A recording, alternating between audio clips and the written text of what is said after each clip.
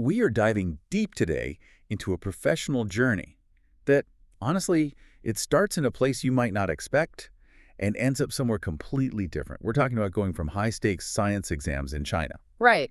In Guangdong specifically, a very structured academic world. Exactly. And somehow landing squarely in, well, the highly specialized, pretty volatile world of global contemporary art sales. In New York City, no less. It's the story of Elle, and Elle was, by all accounts, a high-achieving student, initially really focused on science physics, actually. Right, okay. Yeah. But through a series of really interesting pivots and some very conscious decisions, Elle now works in PR and sales at a pretty significant art gallery. That transition, I mean, from hard sciences, Gaokao prep, all of that, to managing international art clients. It's kind of remarkable, isn't it? It really is. So our mission today really is to unpack the source material Elle's own story and try to understand the thinking behind it, especially this focus on flexibility over, the more conventional paths. How do you keep choosing the path that seems to offer more freedom? And what's fascinating, I think, is how Elle almost used these really rigid systems like the Chinese education tracks as a springboard to find maximum choice later on. Ah, okay. So it wasn't just about escaping rigidity, but maybe leveraging it. Perhaps. It's more than just a career change. It feels like we're mapping out a very strategic pursuit of, well, freedom, I suppose. Okay, let's get into it. Section 1. The pivot from science to liberal arts. It starts in high school, back in Guangdong. Right. And Elle makes this choice, selecting the science track, specifically physics. But get this, the reason wasn't some burning passion for, quantum mechanics. No, not at all. It was actually driven by a negative, like you said, a strong dislike for what Elle saw as just excessive rote memorization in the arts and literature track. So avoiding memorization by choosing physics? Yeah. That itself is interesting. It is, and Elle even avoided certain science subjects within that track, explicitly mentioning organic chemistry was, and I quote, too difficult. Okay, so there's this aversion to difficulty in memorization, supposedly. Which makes where Elle ends up, art history, so intriguing, right? I mean, art history definitely involves its own share of rigorous memorization. Dates, artists, movements, patrons. Exactly. So you have to wonder, was the initial reason really about avoiding memorization? Or was it maybe more about, maximizing the perceived opportunities within that specific Guangdong educational structure? Because the science track did offer those clearer, maybe more prestigious paths forward at the time. It feels very pragmatic looking back, and while Elle is navigating this science curriculum, this other path opens up almost by accident, really. The TOEFL path. Yeah. Elle starts taking TOEFL classes, but not initially to go abroad, just to improve English skills, purely practical. Okay. But then, sitting in that class, Elle realizes, wait a minute, these other students, they're actually applying to U.S. universities. Ah, the light bulb moment. Kind of. And it completely shifts the game plan. Suddenly, Elle is prepping for two massive things at once. The Gaokao, this incredibly high-stakes exam tied to the science track. And the whole U.S. college application process, which needed to be done by, December or January? Exactly. Talk about pressure. That required immense focus. No kidding. Yeah. And then the Gaokao results come in. Right. And because Elle stuck with the science track, the default options, the expected choices, were mainly in engineering, architecture, civil engineering, bioengineering, stuff like that. And Elle felt Pretty lukewarm about all of them, honestly. Architecture was maybe the most appealing. Elle saw it as the most liberal, arts-leaning science option, with its focus on design and creation. still not quite right, though. Apparently not. Hmm. Which leads to the big decision.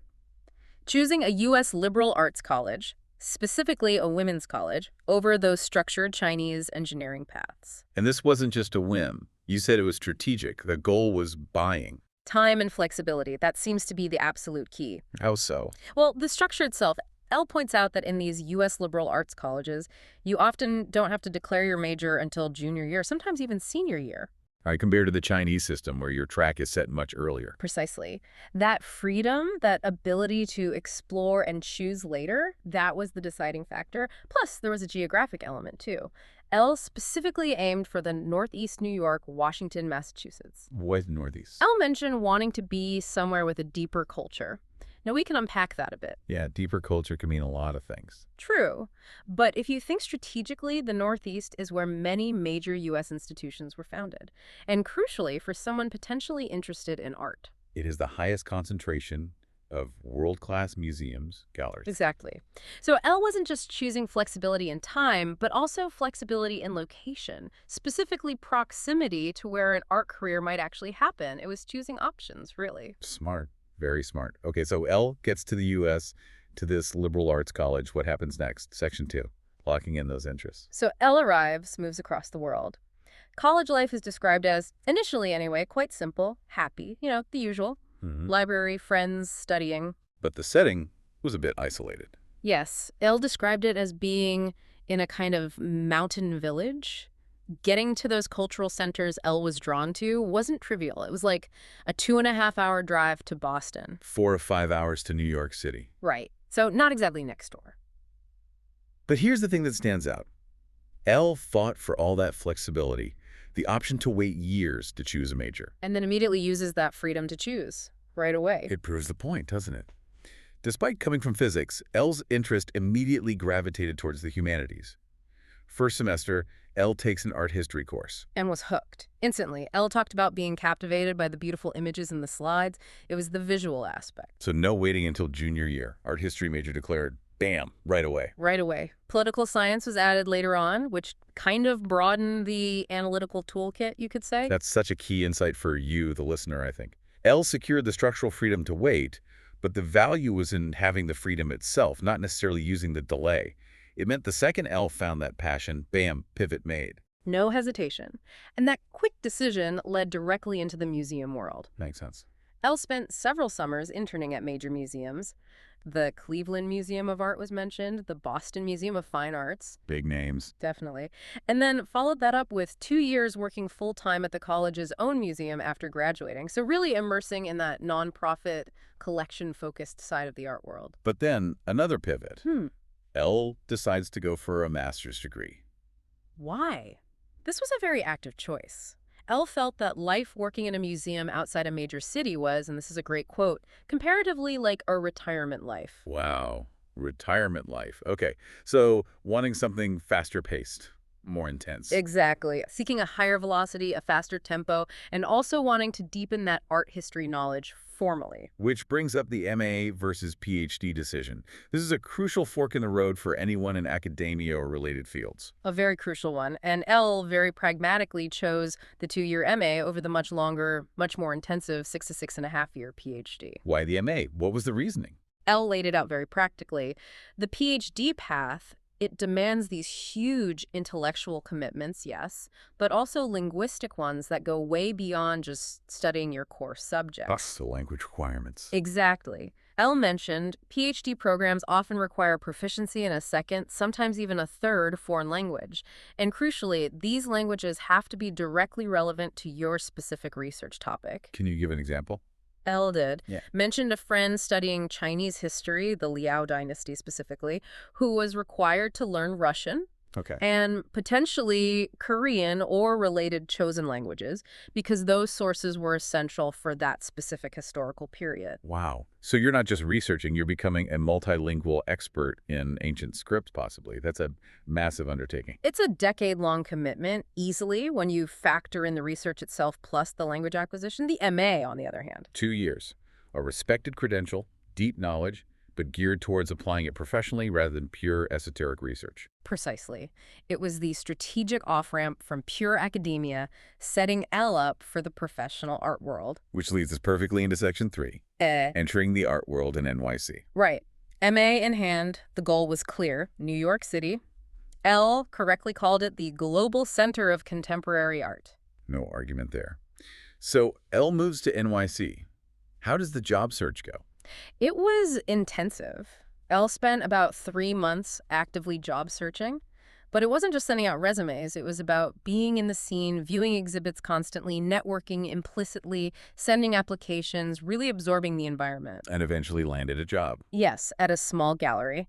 And the entry point sounds like it was, well, intense is the word. How so? Elle basically managed the entire gallery space initially, handling everything from the high-level stuff like curating shows and writing articles. Okay, curating, writing. Down to literally sweeping the floor and tending the flowers, doing the grunt work alongside the intellectual work. It really paints a picture of starting small in a field you're passionate about, doesn't it? You do everything. Absolutely. And it highlights this fundamental difference L observed between the two main types of institutions in the art world.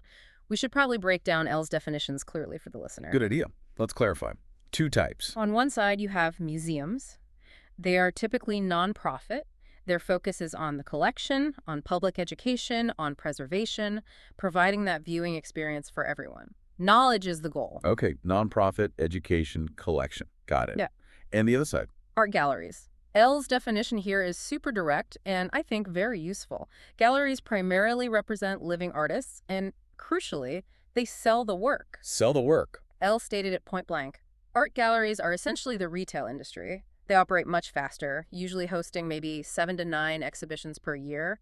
It's about turnover, sales, representing the artist's current market. Retail. That distinction, public service versus retail profit, that changes everything about the work environment, the pace, the pressures. Everything. And because it functions like retail, the organizational structure is totally different from, say, a big corporation or even a large museum.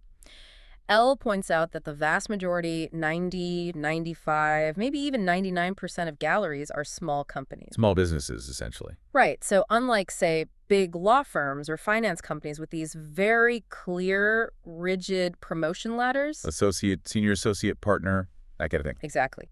Careers in galleries are described by L as organic and much more flexible. Okay, let's unpack organic. What does that mean in practice?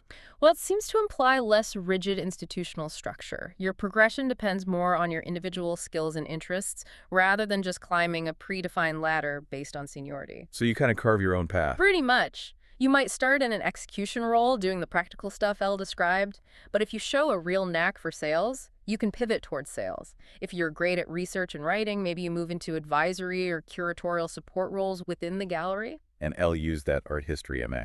Directly. Yeah. Leverage that deep knowledge into management responsibilities and client-facing sales. It became a core asset. That flexibility sounds appealing, but it also sounds like it requires a lot of individual initiative. Security isn't guaranteed by the structure. That's the trade-off, isn't it? In a small company, everyone has to be adaptable, wear multiple hats. You can't just stick to a narrow job description.